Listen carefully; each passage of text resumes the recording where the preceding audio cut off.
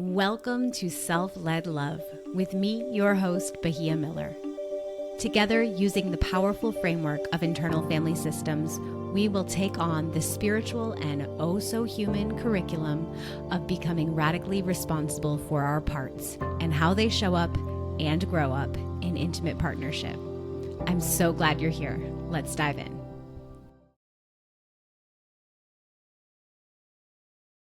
Do you feel like you and your partner are having a different version of the same fight over and over again? A lot of couples get into these cycles, and it can be so frustrating and painful the longer it goes on without being addressed. I've been there, and today I am going to bring you inside of my brain as a conscious relationship coach and a certified IFS practitioner to tell you and invite you into how I am thinking about these dynamics when I'm working with couples, so that you can become kind of the troubleshooter or the curious scientist of the experience that you guys are having and start to identify exactly what's happening and how to shift it. And so welcome back, everyone, to Self-Led Love. It is my great honor and joy to walk with couples and individuals as they roll their sleeves up and do the self-reflective and self-responsible work of growing up together in intimate partnership. So if you feel like you're having the same breakdown over and over again, different fight, different problems, same pattern, that is not the moment to try to implement a strategy to identify what's going on and fix this. When you're in the breakdown, the strategy is to pump the brakes, to push the pause button for whichever partner has the capacity and the consciousness to say, we're actually not going to get anywhere productive here. We need to pause this and revisit it in a little bit, right? And in that time period, maybe you do some reflection about what was happening for you or what that frustration or anger or feelings are, but really just to take some time to come back into some nervous system regulation. And I used this phrase before about being a curious scientist. This comes from one of my teachers, Amma, and I've heard other people use it as well. And what does it mean to be a curious scientist? Well, it means that we're able to take a step back, right? To kind of get out of being deep in the situation, to get a little bit more perspective, a little bit more objectivity. This is about when we stop swimming in the waters of blame and who's right and who's wrong, and we shift into collaboration and curiosity. Now, your partner may or may not be ready to shift into that curious scientist role with you. But either way, I will invite you, as soon as you're able to, and as soon as you realize, oh, we did our thing again, to start to really take a step back, to shift into some awareness and a desire for clarity about what's going on for us. Because even one insight into this dynamic will start to dismantle it and start to shift the whole thing. So number one, you become a curious scientist. You step back and look for some perspective. Number two is understanding the different layers of a disagreement. The first layer is the content of the breakdown. Right? What were you fighting about? The way that they were driving, or about money, or about how they weren't paying attention, and the way that it made you feel seen, or X, Y, and Z, right? Whatever the subject matter of the fight or the breakdown is layer number one. And this is the layer of a breakdown that I, as a coach, right, am actually less concerned with. Yes, there can be many complexities, especially to hot button topics like sex and intimacy, control, power dynamics, values, a vision for your family. You may have lots of different parts of you that are swirling around in those conversations, and they all get tangled up and snagged with your partner's parts or their ideas. But the content is one piece. The other piece, the other layer that I'm mostly concerned with and thinking about is the process. And process is more about the way that we are talking about things than the thing itself. It's our method of communication. It's our behavior in a conversation, right? This is the parts of us that react when we get triggered by our partner or something that they're saying. And this layer is why you probably feel like you're having the same breakdown over and over again. Because oftentimes the parts of us that show up in the process The parts of us that are getting activated by the thing our partner does or says are our protective parts that show up again and again in these dynamics with our partners. Right? This is why you hear, oh, my partner is being defensive. They're shutting down. They just go away. They're getting loud and angry. Right? Those behaviors and ways of interacting, those protective parts of us are the ones that are driving our protective parts to come up and go round and round we go, right? When we have a protector versus another protector, nothing good, vulnerable, intimate, deeper is happening in this conversation. So I'm going to break this down a little bit more, but here's the thing. You may have a few of these different cycles or dynamics, or some relationship experts call them dances or tangos. You may have a few of these different patterns in your relationship that keep showing up over and over again. And this is part of the gift, that they keep showing up so that we can keep getting clearer about what is coming up for us and happening in these dynamics as we dismantle them. So don't get discouraged if you're like, why haven't we solved this by now? Right? I want you to just keep identifying and connecting with what's coming up in the cycle. And it's almost like cleaning out a wound, right? Making sure that there's nothing left inside that will cause infection, right? That there may be unprocessed pain, either from this relationship or from before this relationship, from our family of origin, from things that have happened to us throughout our life, that these cycles activate. And so I'm going to explain how to start dismantling these cycles. But first comes awareness. We have to get really specific and clear about the dynamic. So my husband and I have worked through many of these cycles and layers. We keep clarifying them and becoming conscious of them and putting them down sooner and sooner. And it saves us a lot of time and dysregulation and the energy that takes to come back and do deep repair. And it's great that we can keep identifying and letting these go. But we still are experiencing new ones, right? Because what's the saying? New level, new devil, right? As life brings us new challenges, new stressors, new things that emerge, right? We have to keep identifying the parts of us that get snagged in these patterns if we want to have amazing relationships. And it gets easier. It really does. So to make this process a bit more real and grounded and practical, I am going to share a real pattern that's coming up in my relationship right now. And so lately I have been experiencing some stress. Right? I have my work, which I love. I have my 4-year-old, which I love, who is also in a very part-time preschool program. I'm trying to work out, take care of myself, keep my spiritual practice intact, maintain some relationships, right? If you're a parent, you maybe can understand that the demands on your time change, and it's just a different game. And so here's the dynamic that I'm noticing coming up for us. My husband will ask me how I'm doing. How are you, honey? And I take this as a moment where I get to actually share about how I'm doing, right? I don't hear this question as like, oh, I'm fine. Like I hear like, tell me what's going on with you, right? And honesty is one of the drums that I'm beating in this life. So I go into it, right? I start sharing about all of the things that I'm thinking about with my work and with summer camp decisions and with the things that I want to do with myself and with mothering and the trips that I want to take and the stress that I have. And at some point in my sharing, I watch him take this deep, kind of stressed out sigh and kind of roll his eyes. Oh man. And then I'm pissed, right? You just asked me how I'm doing, and now I'm telling you. And as I tell you, now I'm too much, or you're judging me and my human experience. And so then my fight parts come out. Like I put on my boxing gloves and I'm like, what was that? You just asked me what was going on, and now I'm telling you, right? Here we go. We're in the cycle. And then he says something like, well, I don't want to take on your stress. And I'm like, I didn't ask you to take on my stress. And we're just completely off to the races. And then I end up feeling judged and unseen, and he's annoyed and overwhelmed, and there's disconnection. And so, as a curious scientist, I can see that there are all of these things that I'm juggling. And that's the content, right? That's the content of what's going on. And the process of this, right? He asked me how I'm doing. I started sharing about it the way that I wanted to share it in my heart and mind and body. He has a reaction.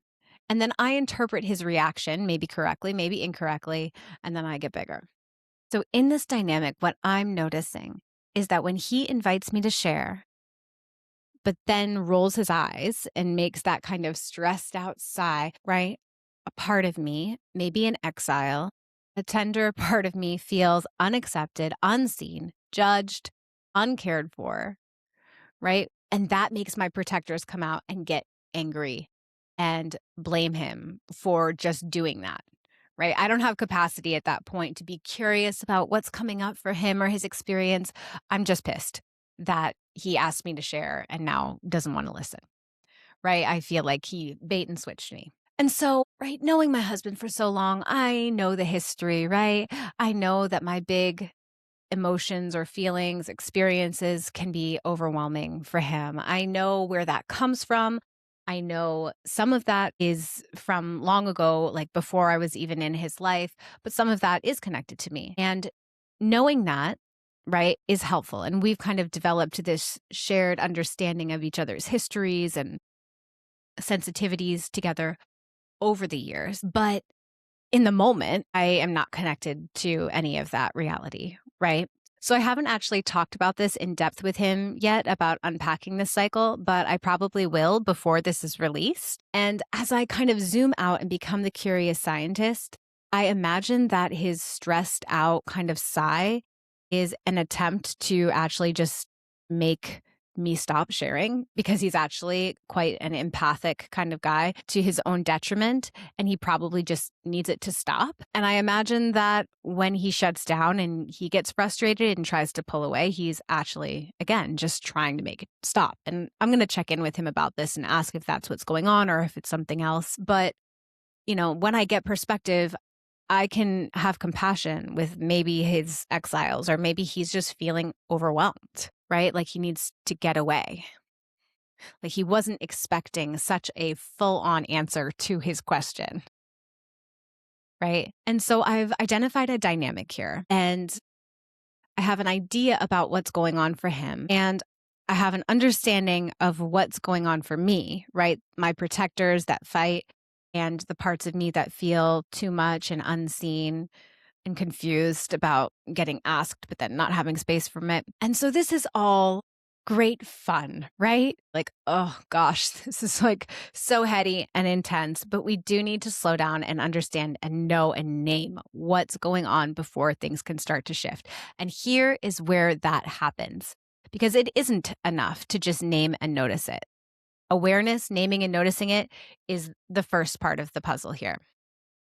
The second step here, right, is that I have an opportunity, a spiritual invitation here to do things differently. Now, the point here is not how can I trigger my partner less or how can I just walk on eggshells and twist myself into a pretzel, but how can I show up more responsibly and more maturely and in honor of both myself and him in these situations. Right. And so, what I'm actually seeing here for myself in this example is that my relationship with stress and how I handle stress could use some fine tuning. Because as I slowed down today and I actually listened to that stress part, I realized that I did actually want him to hold the stress with me.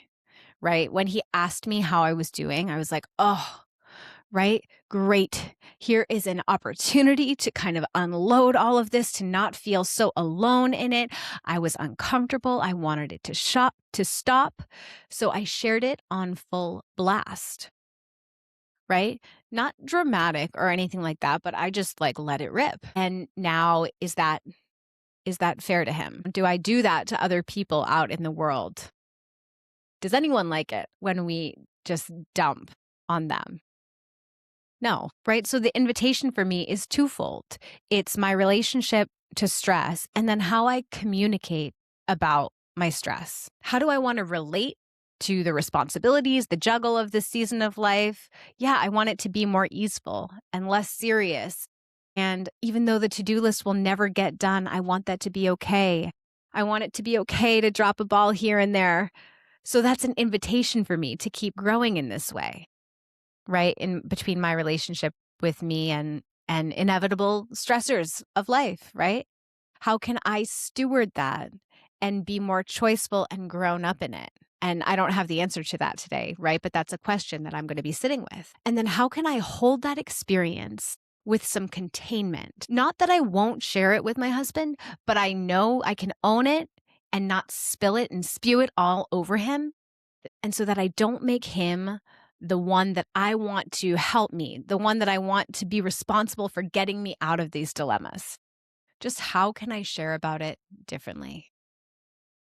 So often our partners can get the worst version of us, right? We don't do the same kind of stuff to our friends or other people. But at home, all of these kind of unconscious pockets of us can come out. And this is why it can be such a potent invitation for growth and change in intimate partnership. And yes, sure, my partner, my husband has a part in this too. He could probably, I don't know, right, do better speaking for his overwhelm or explaining his capacity before, he asked me how I'm doing. Who knows what he would identify as his growing edge? That's actually not my job to figure that out.